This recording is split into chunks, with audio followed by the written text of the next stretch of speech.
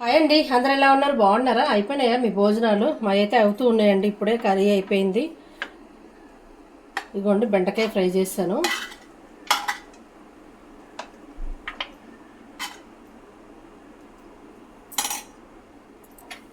ఇందాక నేను cauliflower curry చేస్తాను కదండి, అది కొంచెము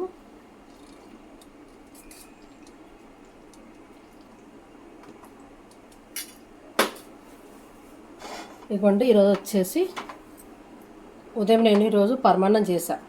పరమాన్నము, కాలీఫ్లవర్ కర్రీ, బెండకాయ ఫ్రై, ఇది కొంచెం మామిడికాయ పచ్చడి అండ్ అన్నం.